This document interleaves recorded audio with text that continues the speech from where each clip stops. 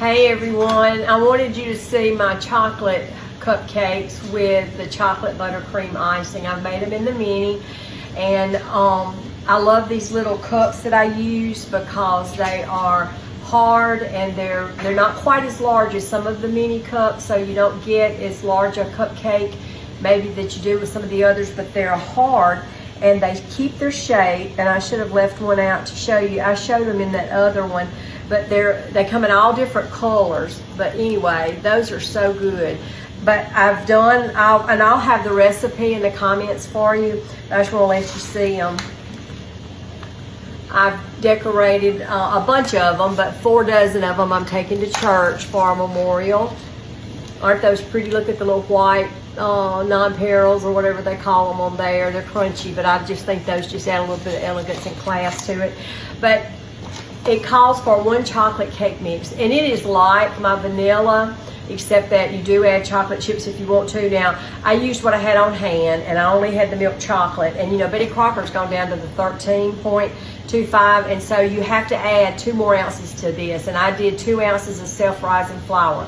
I weighed it out, and to help y'all, that's almost a 1/2 cup. It was just a little bit from the top of the rim of a 1/2 cup. And so I added that to bring my cake mix up to that. And then the recipe actually calls for 1 chocolate instant pudding. I didn't have that, but I did vanilla. Now the chocolate will make it richer. I've told y'all before, we're more milk chocolate people, and so the cake was fine with us.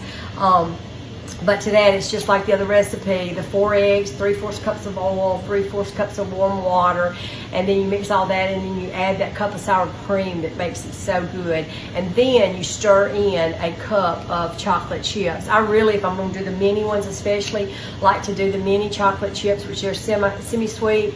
All I had was milk chocolate, so I put a cup of milk chocolate, and that will make your batter go further too. If you just do it without the chocolate chips in there, you're not going to get but about, I don't know, 2.5 dozen maybe, closer to 3 of the little ones. But when you put that, I got this 4, and I've got another dozen over there that I'll share with the kids that we'll eat. And so it's just really good. The buttercream, I did the regular buttercream, and what I did was I added a 1/3 cup of cocoa.